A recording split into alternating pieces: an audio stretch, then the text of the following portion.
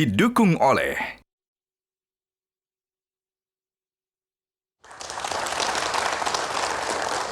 Amanda, tentu penonton di studio maupun di rumah sudah mulai bertanya-tanya. Jadi ketika Amanda pertama kali menginjakkan kaki di Indonesia atau tepatnya di Jakarta, apa yang pertama Amanda lakukan? Saya langsung ke panti asuhan. Panti asuhan? Iya. Dari mana Amanda tahu ada panti asuhan ini? Itu luar biasa kisahnya. Ada beberapa panti saya cari online dan saya kirim email bagaimana kalau saya datang menjadi volunteer, dan setelah lama panjang ceritanya, lama saya menunggu jawaban sampai saya di situ saja sebelum berangkat sudah mau menyerah, dan saya bilang ke mama, saya pulang, saya nggak jadi saja ke Indonesia. Saya udah kirim email ke beberapa panti asuhan, tidak Nggak ada yang dapat respon. jawaban. Saya kuliah saja, mak. Saya udah nunggu sebulan lebih.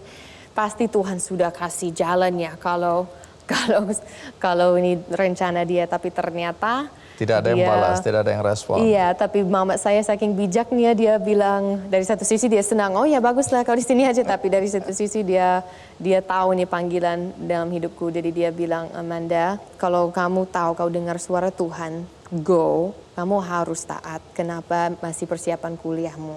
Harus benar-benar batalkan kuliah, baru Tuhan akan bekerja. Dan itu yang terjadi. Esoknya langsung saya buat di medsos. Saya tidak punya medsos lagi, tapi dulu punya medsos. Saya buat di Facebook, saya tidak akan kuliah, dan saya langsung telepon pelatih semua, dikasih tahu saya tidak akan kuliah. Dan 3 hari kemudian saya dapat balasan dari panti itu di Jakarta Timur. Silakan dengan senang hati datang ke sini. Dan sampai sekarang hanya satu panti itu yang membalas email. Jadi ya saya menguji Tuhan, tapi Tuhan yang menguji saya ternyata.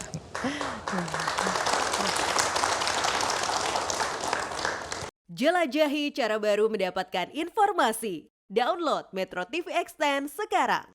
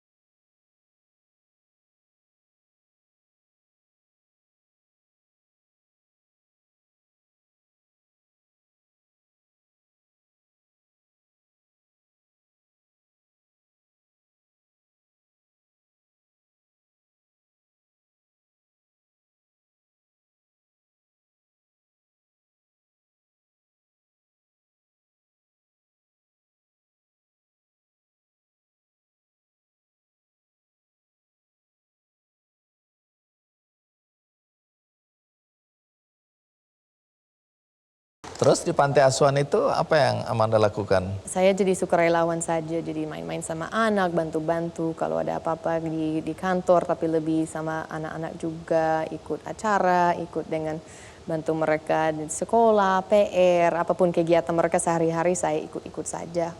Pasti pertama kali saya datang juga saya belum bisa berbahasa Indonesia, jadi terbatas apa yang saya bisa lakukan. Jadi paling hanya peluk-peluk mereka, cium mereka, ya ngobrol sebisa mungkin pakai Pak Google Translate. Ya ada banyak yang ya hal kecil apa yang ada saya berusaha membantu begitu Pak. Tapi yang paling penting bagi saya bangun hubungan sama anak-anak, dan saya melihat ya sedikit staff banyak anak, jadi saya berusaha paling tidak setiap anak setiap hari dapat pelukan, dapat perhatian begitu. Makan, tidur, dan lain-lain di mana?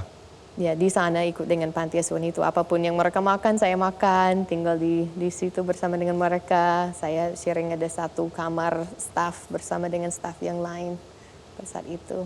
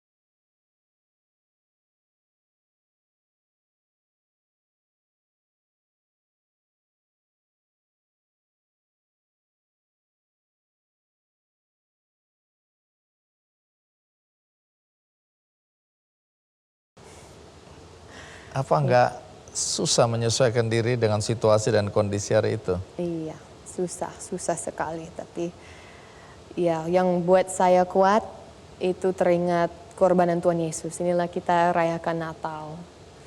Kadang saya merasa, wow, manja sekali saya. Saya merasa saya meninggalkan Amerika, tinggal di panti asuhan di Jakarta ya. Saya belajar ketika saya mengalami kesulitan yang saya merasa tidak ada jalan keluar, saya tidak kuat. Hanya awal-awal saya hanya nangis dan berdoa, berlutut bisa berjam-jam setiap hari. Nangis, Tuhan saya nggak kuat, saya nggak kuat.